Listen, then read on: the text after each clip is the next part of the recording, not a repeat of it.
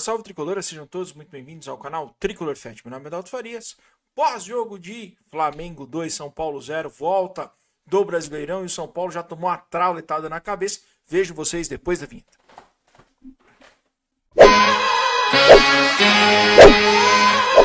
Aê, eu escolhi ser tricolor, eu já nasci. A saudade não durou muito. Ontem voltamos a ter o tricolor em campo depois de um mês e não deu 15 minutos, já estava todo mundo irritado de novo. O São Paulo perdeu para o Flamengo ontem 2-0 na volta do Brasileirão pela 13ª rodada. Mais do que deixou o torcedor de São Paulo extremamente preocupado é a atitude do time, né? O São Paulo realmente um time totalmente sem alma para enfrentar o Flamengo e nesse vídeo a gente vai abordar tudo isso. Sem enrolação, vamos primeiro aos gols dos dois gols do Flamengo ontem no Maracanã. Então, aí o primeiro gol, o Luiz Araújo puxa para dentro, bate no ângulo do Rafael, sem nenhuma chance. O Luiz Araújo que não comemorou o gol, cria de Cotia, né? Estourou o Maracanã ontem, gol no segundo tempo, mostrando ele não comemorando o gol. Uma liberdade tremenda, né? Ele acertou o ângulo do Rafael. Lembrar que o jogo já não estava muito por conta do Rafael. Ele puxa ali para a esquerda, o Marcos Antônio dá muito espaço para ele. Ele puxa e bate de canhota no ângulo do Rafael, sem chance nenhuma pro goleiro tricolor. E aí, já no finzinho do jogo, São Paulo entregue. Rafael faz grande defesa e sobra pro Wallace e Ian fechar o placar, fazer 2-0 para o time do Flamengo e garantir ali a vitória do time rubro-negro. Bom,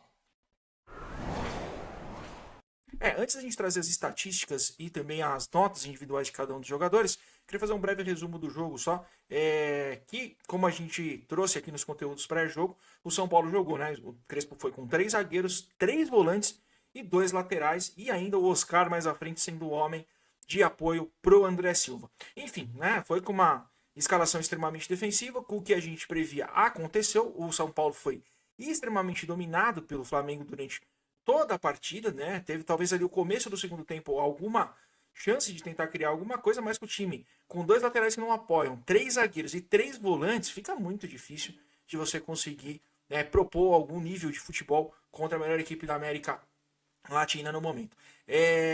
O Rafael fez grande partida, a gente já vai falar um pouco disso, e garantiu que o São Paulo no primeiro tempo não descesse para o vestiário já com uma derrota clara, né? Teve uma grande defesa no chute do Wesley, uma outra grande defesa no chute do Léo Ortiz, né, de dentro da grande área. Ele teve uma outra logo nos 15 primeiros minutos, o Léo Ortiz deu um chute ali meio displicente, de longe, o Rafael caiu meio esquisito, ainda a bola bateu na trave, mas ele ainda conseguiu desviar a bola, né? Aquela bola complicada que vai caindo, o goleiro chegou nela, o Rafael chegou ali bem no kick da bola, e a bola acabou batendo na trave, e ainda teve um lance que o Gonzalo Plata saiu cara a cara com ele, pegou ele no contrapé, só que ele tirou muito, a bola foi para fora. Primeiro tempo horroroso do São Paulo, o Flamengo extremamente dominante. No segundo tempo, se refletiu. Os primeiros 5, 6 minutos ali, o São Paulo pareceu ser um pouco mais solto, tentar equilibrar um pouco mais a partida. Realmente não conseguiu. E aí o Flamengo tentando, uma hora chegou, né? Ainda teve uma cabeçada do Léo Pereira antes do gol do Luiz Araújo. O Rafael fez grande defesa, mas aí o Luiz Araújo com muita liberdade, ali naquela jogada característica dele no bico da grande área, do lado direito trouxe para dentro, o Marco Antônio marcando de longe, conseguiu colocar a bola no ângulo do Rafael, abriu o placar, e aí o Crespo fez algumas alterações ainda ali, colocou o Rian Francisco, que em 10 minutos fez muito mais que o André Silva, mas o São Paulo totalmente entregue em campo, perdeu o meio de campo, não conseguiu colocar a proposta dele, apesar do Crespo falar que na coletiva, e vou deixar aqui o card para vocês, para quem estiver assistindo, para ir lá assistir os melhores momentos da coletiva. Eu discordo um pouco dele, que ele falou que defensivamente o São Paulo foi bem. Não foi bem, dado que o melhor jogador em campo ontem pelo lado de São Paulo foi o Rafael. E aí no final da partida, o Wallace Ian pegou um rebote ali numa defesa, mais uma grande defesa do Rafael, e deu números finais, como vocês viram aí dos gols da partida. Vamos ver aí as estatísticas da partida e daqui a pouco a gente já traz as notas individuais de cada um dos jogadores. Jogo válido pela 13ª rodada do Campeonato Brasileiro. Flamengo 2, São Paulo 0. Foram 17 chutes do Flamengo, 5 do São Paulo, 6 chutes no gol do Flamengo, nenhum do São Paulo. 60% de posse de bola para a equipe flamenguista, 40% para o São Paulo. São 415 passes, 85% correto da equipe do Flamengo. Já o São Paulo foram 281 passes com 83% de precisão. 9 faltas para o Flamengo, 6 para o São Paulo. 2 cartões amarelos para cada lado, ninguém teve expulsão, 2 impedimentos para São Paulo e 5 escanteios do Flamengo contra 1 do São Paulo. Tá mais que provado aí que o São Paulo, né, pelos números, fez uma partida horrorosa, como a gente pôde ver ontem no estádio do Maracanã, né? A gente já vai falar um pouco mais sobre o jogo ainda, né? Sobre o jogo não, né? Um pouco sobre o desempenho. Vamos trazer as notas individuais de cada um dos jogadores e na sequência a gente faz um resumo aí sobre a atuação do time como um todo. Bom, aqui acho que sem enrolação, o Rafael foi o grande destaque da partida ontem, né?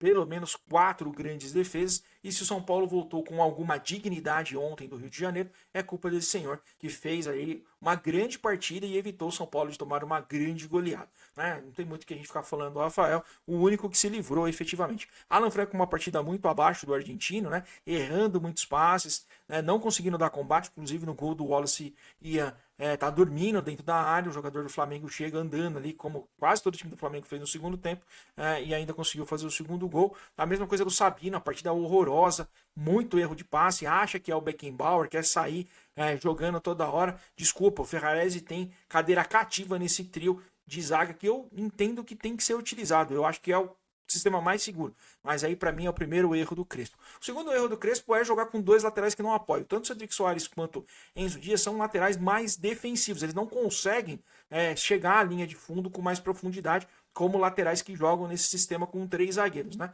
O Cedric Soares enganou a gente 3 meses, não vem fazendo nenhuma partida, e o Enzo Dias vem de uma má fase. É um jogador muito voluntarioso, jogador muito esforçado. Ontem teve aquele lance feio, né, com o Ayrton Lucas, totalmente acidental, se doou bastante, mas tem muita dificuldade, não adianta a gente querer também tapar o sol com a peneira aqui. É um jogador que com essas características táticas que o Crespo tem, deve ser implantados, para mim perde espaço. Eu tenho comigo aqui que a gente vai ter que ter não mais laterais e sim alas, 2 jogadores, talvez 2 pontas que consigam ter mais profundidade, porque senão o São Paulo vai ter muita dificuldade. E aí, para mim, o terceiro erro, né? Ainda tem mais um aí que eu quero comentar, os 3 volantes, jogar com 3 volantes, 3 homens que têm características defensivas. Pensando nesse futebol moderno, né? Que todo mundo no meio de campo tem que marcar e saber jogar, esses jogadores não têm essa condição, né? O Alisson, o Marcos Antônio, que talvez tenha uma condição um pouco melhor ali com a bola no pé, tem muita dificuldade em armar a jogada, em carregar a bola da área defensiva até chegar a bola no Oscar, por exemplo, que deveria ser o homem de ligação. Pablo Maia também é um jogador que chega, né? De vez em quando ele aparece, mas depende desses 3 jogadores para conseguir fazer o time ter velocidade. Nós estamos mortos, né? Tanto que o time ficou totalmente recuado. E aí você, mais uma vez, isola o Oscar. O Oscar não é o meia de ligação, jogou ontem como segundo atacante, a bola não chegou, ele participou muito pouco da partida, tanto ele quanto o André Silva. O André Silva também, aí o André Silva e o Sabino, para mim, os 2 piores em campo ontem, ficam com nota 3, o resto da equipe ficou com 4, menos o Arboleda aí ficou com 5 e o Rafael ficou com 7. O André Silva, a bola não chega nele, se a bola não chega nele, ele não vai participar, ele vai perder 3, 4 gols, quando ele tem uma oportunidade, ele faz, então de 5 ele vai acertar uma. É um jogador limitado, um jogador que só tem força física, e não tem como a gente falar, o São Paulo não tem centroavante. O Dineno, eu não sei como é que vai, tem bons números, até números melhores que o do Caleri. Vamos ver agora com a chegada do Crespo se ele vai ser utilizado. Para mim, o grande nome, né, que deveria ser o camisa número 9 de São Paulo, deveria ser o Rian Francisco. E aí a minha crítica pro Crespo ontem, né? Quando você vai jogar defensivamente contra o Flamengo, você tem que explorar contra-ataque. E aí você tem o Oscar para puxar contra-ataque, ou o André Silva, tava, né, dado que o São Paulo teria muita dificuldade. Então, para mim, ontem, totalmente a derrota aí na conta do Crespo, fica também com nota 3, estreia horrorosa do Crespo. Não é que não estamos fritando o treinador ainda, é uma o primeiro jogo, tem pouco tempo de treinamento e tá com jogadores extremamente limitados na mão também, né? O Lucas faz muita falta nesse time. Enquanto ele não voltar, o São Paulo vai ter muita dificuldade. Mas ele precisa ter um pouco, ele precisa propor. O São Paulo não pode ir ao Maracanã somente se defender. O São Paulo não é o Mirassol, o São Paulo não é o Juventude, o São Paulo não é o Sport, o São Paulo não é o Ceará, com todo o respeito do mundo que esses times merecem. Mas o São Paulo precisa ir ao Maracanã e jogar de igual para igual contra o Flamengo, né? Ou pelo menos tentar ter uma proposta de jogo. Ontem o São Paulo jogou com 10 jogadores no último terço do campo defensivo. O Flamengo ficou rodando a bola de um lado para o outro até achar o espaço. Quando teve a oportunidade, o Luiz Araújo colocou a bola no ângulo. No final do jogo, o Flamengo jogando como se fosse um treino ainda conseguiu fazer mais um gol. É preocupante a situação do São Paulo. veremos o que Hernan Crespo conseguirá extrair desse time, porque, de novo, o que me deixou mais preocupado ontem é a alma desse time que não tem nenhum tipo de competitividade. Difícil ver o torcedor do São Paulo. O futuro é tenebroso, é um campeonato complicado para o São Paulo. O São Paulo tem que focar no Campeonato Brasileiro, coisa que o Crespo falou ontem na coletiva. Para quem não assistiu, vou deixar o card aqui novamente aqui para vocês assistirem aí a coletiva, os melhores momentos da coletiva do Hernan Crespo, que ele falou. Nosso principal foco é o Campeonato Brasileiro. O Copa Libertadores e Copa do Brasil são sonhos distantes que podem ser que apareçam no meio do caminho. Veremos o que será dos próximos capítulos do São Paulo. Vamos atualizar vocês aí sobre a classificação. São Paulo não está rebaixado e não aparece na zona de rebaixamento, mas beira e muito essa condição. Tivemos 4 jogos ontem, então, que aconteceram. Nesse momento deve estar acontecendo os jogos do domingo. Lembrando que teve o Mundial de Clubes, por isso que os jogos não aconteceram mais cedo. Ontem, Flamengo 2, São Paulo 0. Internacional 1, Vitória 0. O Vasco perdeu para o Botafogo 2-0. E o Bahia, no finzinho, hein, fez 2-1 para cima do Atlético Mineiro. Hoje, às 19 horas, temos Corinthians e Bragantino. Às 20h30, Cruzeiro e Grêmio, Fortaleza e Ceará. Amanhã, ainda às 8 horas, teremos Juventude e Sport. E tivemos 2 jogos adiados por conta do Mundial de Clubes. Santos e Palmeiras e Mirassol e Fluminense com datas ainda a serem definidas. Vamos também trazer a classificação atualizada do Campeonato Brasileiro? Com os jogos de ontem, o Flamengo lidera com 27 pontos. Segundo lugar, o Bahia com 24, seguido pelo Cruzeiro também com o mesmo número de pontos. Quarto lugar, o Bragantino com 23, o Palmeiras é o quinto com 22, o Botafogo é o sexto com 21 pontos.